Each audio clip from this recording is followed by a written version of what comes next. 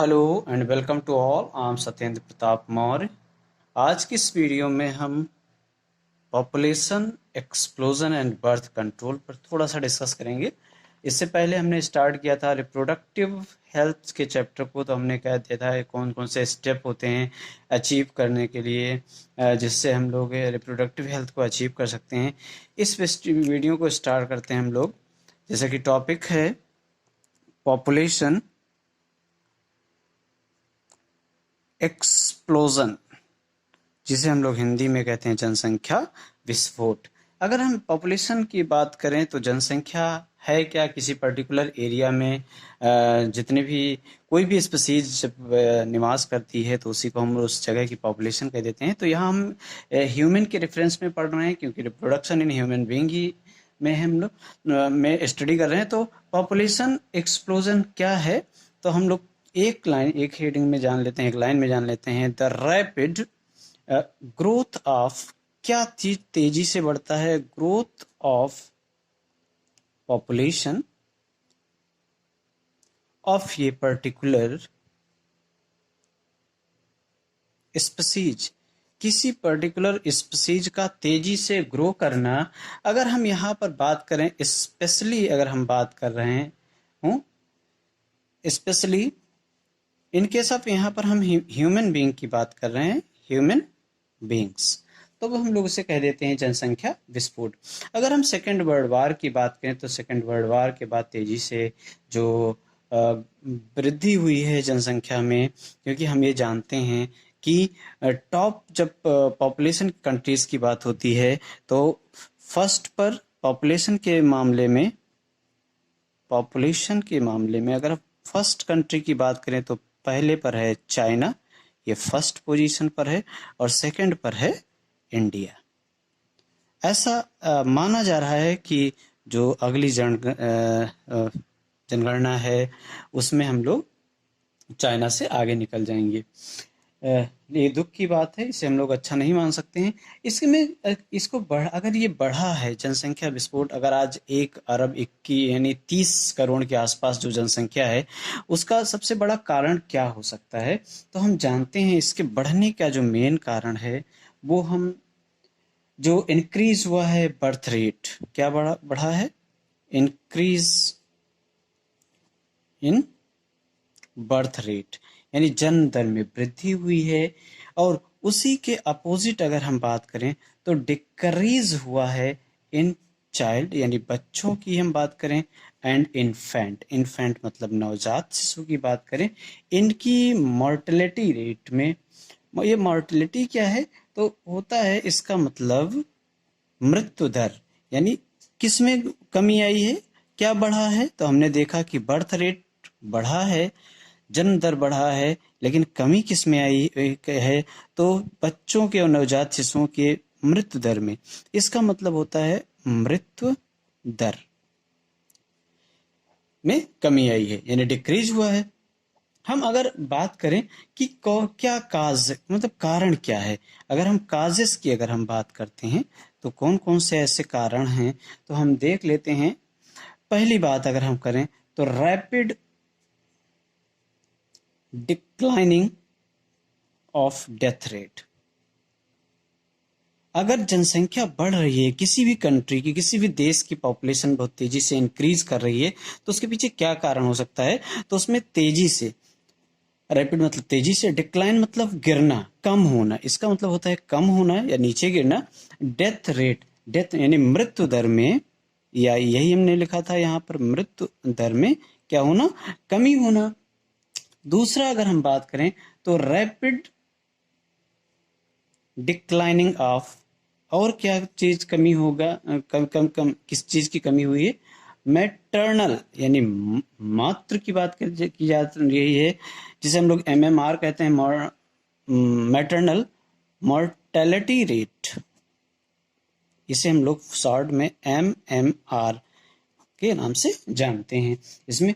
और दूसरा और क्या हो सकता है कि रैपिड मतलब तेजी से, सब तेजी से बात कर रहे हैं, कमी आई है, यानी पूरा लिख दे रहे हैं डिक्लाइनिंग, यानी डिक्लाइन हुआ है, डिक्रीज हुआ है, किसमें, IMR। इसका मतलब होता है आई से होता है इन्फेंट, एम से होता है मॉर्टेलिटी, आर से होता है रेट। कमी आई है तभी तो जनसंख्या बढ़ रही। अरे मृत्यु दर में कमी आई है, मातृ शक्ति अगर हम बात करें, मैटरनल यानी जन्म देती जच्चा की हम बात करें, उसकी में मृत्यु दर में कमी आई है, क्योंकि मेडिकल फैसिलिटीज कहीं ना कहीं पहले की अपेक्षा अब काफी बढ़ी है, और लोगों में अब अवेयरनेस पहले की अपेक्षा ज्यादा है, लोग अब ज्यादा जागरूक हुए हैं। ऐसे बहुत सारे हैं, जैसे बात करें increase in number of peoples in reproductive age में वृद्धि हुई है, ऐसे कई सारे पॉइंट्स हम इंक्लूड कर सकते हैं इसमें। नेक्स्ट अगर हम बात करें कि मेथड, अगर हम बात करें मेथड्स टू कंट्रोल, किसको कंट्रोल करना, हम बात कर रहे हैं यहाँ पर पॉपुलेशन एक्सप्लोजन की बात कर रहे हैं, जनसंख्या विस्फोट यानी जनसंख्या वृद्धि की बात करें, उनको कैसे कंट्रोल किया जाए। तो हम बस इतना ध्यान रखें कि कुछ है बातें जिनको हमने फॉलो करना चाहिए, सभी हिंदुस्तानी को, जितने भी इंडियन हैं उनको फॉलो करना चाहिए, तभी हम लोग जनसंख्या पर एक स्ट्रिक्ट रूल की अगर हम बात करें, कॉन्स्टिट्यूशन में कुछ अमेंडमेंट किए जाएं, उसमें कुछ चेंजेस किए जाएं, और स्ट्रिक्टली फॉलो करने के लिए कहा जाए कि हाँ नहीं फॉलो नहीं करोगे तो ऐसा ऐसा कुछ जुर्माने लगाए जाए, फाइन लगाया जाए, कुछ वगैरह। तो क्या है प्रमोट, यानी क्या प्रमोट करना, स्मॉलर फैमिली, या कितने लोग हम दो हमारे दो को फॉलो कर रहे हैं। क्योंकि आप देखते हैं कि अगर बेटी हो जा रही है तो बेटी की तलाश में फिर संख्या 2 4 5 ऐसे बढ़ती चली जा रही है, यानी बच्चों की संख्या बढ़ती चली। और क्या प्रमोट करें, किसको प्रमोट करें, तो यूज ऑफ कंट्रासेप्टिव। ये कंट्रासेप्टिव क्या है, हिंदी में कहते हैं गर्भ निरोधक मेथड्स, कुछ विधियां हैं, इसे हम लोग कहते हैं गर्भ निरोधक, यानी जिससे प्रेगनेंसी ना हो, कुछ ऐसे मेथड यूज किए जाएं। जैसे हम लोग सर्जिकल मेथड पढ़ेंगे, कई सारे मेथड हैं इसमें इन्वॉल्व किए गए हैं। और क्या किया जाए, किसी भी मैरिज के एज को क्या कर दिया जाए, लीगली उसकी एज को एज फॉर मैरिज। इसका मतलब क्या हुआ कि किसी की एज, मतलब शादी की एज को क्या कर दिया जाए, लीगली उसे बढ़ा दिया जाए, यानी कानूनी तौर से उसे बढ़ा दिया जाए।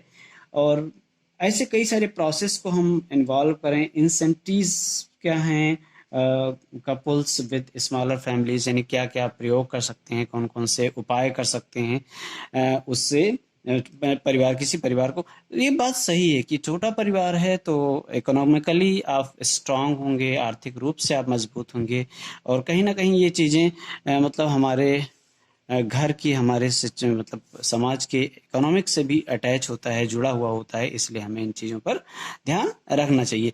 इसलिए यहाँ पर पढ़ाया जा रहा है, इसलिए सिलेबस में रखा गया, क्योंकि जो टीन एजर्स हैं यही आगे चलकर एडल्ट बनते हैं, और यही अगर हम बात करें तो पेरेंट्स की एक गुड, अच्छे पेरेंट्स की भूमिका निभाते हैं, इसीलिए इसको इंक्लूड किया गया।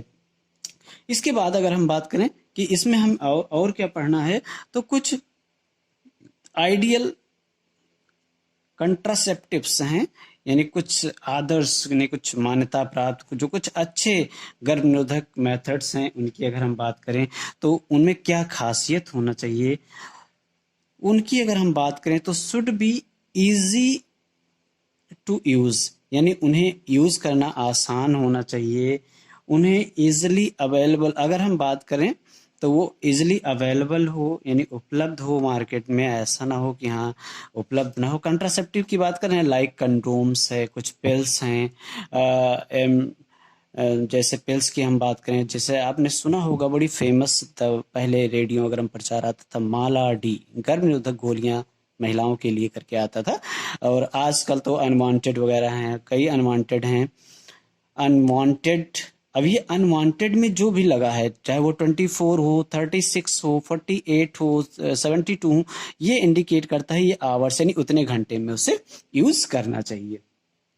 तो अगर फर्टिलाइजेशन के चांसेस हैं तो, और इसका ध्यान रखना ये, और इफेक्टिव होना चाहिए। इफेक्टिव मतलब उसका प्रभाव दिखना चाहिए। और नेक्स्ट अगर हम बात करें तो इसका कोई साइड इफेक्ट नहीं होना चाहिए, no any side effect, any side effects, यानी उसका कोई साइड इफेक्ट नहीं होना चाहिए।